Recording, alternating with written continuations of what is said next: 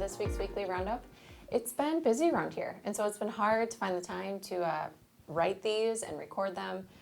We rearranged today just to make sure we didn't have another week go by without one. So thank you for your patience. But if you ever miss me on the weekly roundup, or in this instance, if I miss finding time to film the weekly roundup, we have launched a new newsletter, and it is kind of like weekly roundup style. But if you haven't seen the new newsletter yet, go to our Facebook page. There's a link you can register for it. I think I signed up for it, and I work here. It's just a really nice, informative way to have quick reference to the things that we talk about in the roundup, or just things that you maybe missed from the week. So be sure to check that out. Okay, the bridge. Guys, I think the bridge is starting today. And I say that excitedly and also not quite sure. So we were told a date that the bridge demolition would start, but construction is always a fluid thing. And so I found out first thing this morning, the demo might start today, which is Friday. It might start on Monday. Just please know that in all of this, we are doing our best to stay on top of timing and communication. But sometimes just in construction, if a job gets done early and someone can start and the weather's good, we capitalize. So just know we're going to do our best to communicate kind of milestones with you, but some things may also just happen because it worked out that they could. So demolition of the bridge is going to start very, very soon, I think is probably the safest answer. And you will see a lot of heavy equipment. So there's going to be barges and cranes and things that are going to move heavy pieces of concrete. So please just stay away from the area. Obviously the area is going to be barricaded off. We're going to have eventually some buoy markers in the water, but we're just asking for you to be safe, but obviously understanding it's a project of interest. Just keep a safe distance when you're kind of watching the work happening there. We are staging equipment at the site the city owns to the south of the town square. So I know people have been saying, oh, what's happening there? Well, it's just the equipment for the bridge. So we will have some equipment moving in and out of there over the course of the project. Some of this heavier equipment will be kind of at this beginning stage, and then again when they bring in the large spans of concrete. But long and short, a lot of good movement on the bridge front. Also a good reminder to make sure that you still are going around the block necessary to go around to still frequent our downtown businesses.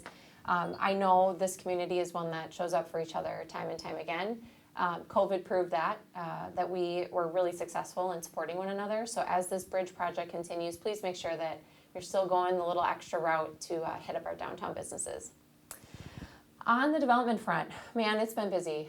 All good stuff. So just this week, we heard a presentation from a company called Heartland Shores. They are proposing building some multifamily housing units in land over near the hospital. If you're interested in learning more about that, we did live stream and record that committee of the whole, so I'm sure you can find it on YouTube if you're interested in seeing it there. That project is going to have many, many more public meetings, so if it's something that's of interest to you, I would just encourage you to watch our public meeting notice, which you can find on our city website, and then we post about it on social media too. We also, last week, I think, had a presentation and an update from the Southwest Neighborhood Development. This is the development of the former Bethesda campus. So things are really moving along there as well. I know there's goals to start kind of moving earth and getting some infrastructure in yet this year in 2024. So that is going to be, again, a mix of multifamily side-by-sides and single-family homes as well. So super, super excited to have these projects getting to a point now, after many years, getting to a point where we are moving ground. So, and then the week before that, I think, was the week we heard the presentation from F Street, a development company that's looking at developing some really beautiful townhomes right on the river, right next to City Hall. So all of those, again, are available for you to have awareness of during any of our public meetings. And if you have questions, obviously, you can reach out. Those are the three that are coming to mind right now, but I think all in all, we're working on about 12 different housing projects. And I've talked to you many times about our need for housing in this community and in the greater county area. We have a rental vacancy, I think, of around 2%, and a healthy range is about 5 to 10%. So we are in need of housing and housing of all kinds. And when I say that, it's because we need to acknowledge that adding, for example, let's say high-end multifamily, frees up potentially a single-family home for someone who's looking to no longer own and maintain a home, but is looking for a nice standard of living yet, And so they move into that apartment and then their home becomes for sale and the whole cycle kind of continues to feed itself. So really excited that we have a lot of good news on the housing front. We're very fortunate to have those developers here and interested in our community. Also development, the fire station site. So I'm gonna say this just super plainly. Yes, the dirt was planned. I bet you I'm asked that more than anything else right now. Like, oh, was there an unforeseen issue at the fire station land? No. And I share that with you somewhat jestfully because we planned and we appropriately tested soils and we knew the weight of the building and the apparatus and we hired the right people to help us fill in the knowledge gaps that myself and my team don't have. And so the short answer is yes, we fully planned to have to move that much dirt. And our excavator is doing great. I try to swing by the site with some frequency. The biggest change I think happened this week. There's a nice level piece of ground you can see. So if you have questions, please just reach out and let us answer those for you. That's how I knew it was a question. Someone came in and said, I've been asked this question more times than I can count. And so I said, I'll talk about it here. So if you have questions about the station as things progress, please just reach out to us and we'll be happy to answer those for you. All in all, things are going well at the fire station site and we'll continue to provide some updates here. Last on kind of our city infrastructure and development, we have two projects still going at Riverside Park. So we are finishing up the overlook area, the brick overlook area by the bathrooms. This was a part of the brick restoration, the wall restoration and footbridge restoration project from last year. So that work will be finishing up. And then obviously things are still cooking at the bathroom location. So they are still working on some of the concrete and foundation. And so that building is going well as well. So good news. More good news. Man, I didn't even write these segues, but more good news is in our annual report from 2023. So we try, in the last handful of years, we've tried to create a report called Insight. So this just gives you a really high overview into the last year of good and exciting progress for the city. So Insight 2023 is out on social media and on our website, and I would just encourage you all to take a good look at that. It gives a nice department by department summary of our accomplishments in 2023.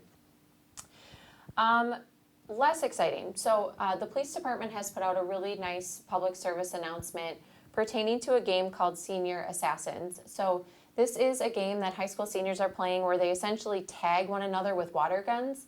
But the problem being is that the water guns look very realistic to actual firearms. So we're sharing this because you can quickly Google search Senior Assassins and you're going to see what's happening around the country and some places close to Wisconsin. So please, if you have youth in your life that you think would be someone that would participate in this, please just talk to them about it. Talk to them about the dangers of having a fake weapon that looks like a real weapon. There's been instances where law enforcement have been involved. There's been instances where just regular citizens who carry a firearm have observed what they think is a robbery, for example, in progress and have engaged. So please just go to our police department Facebook page and acquaint yourself with that, and then please share it so others have awareness as well. Next week, Wednesday, 10 a.m. at the Senior Center is our mayor meetup for the month. So again, just an opportunity for me to answer the questions and hear the concerns that you all have. It's an hour where I don't have any pre-planned agenda items, and the hour is always filled up and typically runs over, especially at the Senior and Community Center. So please join us on Wednesday at 10 a.m. And while you're there, stick around for lunch. So we are hosting at the Senior and Community Center once a month, kind of during this warm season, a food truck day. This first one is Quacky Jack's Grilled Cheese and Fuelify, which is one of our local beverage businesses. So they will be in the Senior and Community Center parking lot from 11 a.m. to 1 p.m. Again, that is next Wednesday.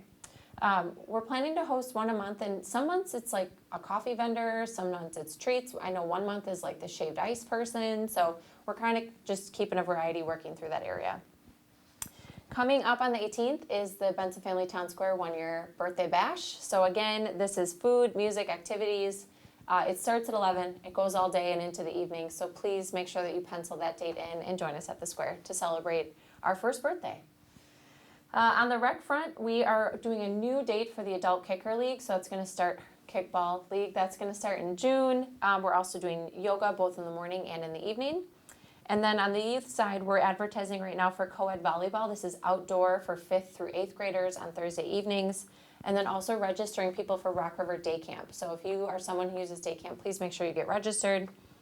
And then I just wanted to mention, because it's always popular, it is pool pass purchasing time. So you can buy your pool pass on the website or at Park and Rec.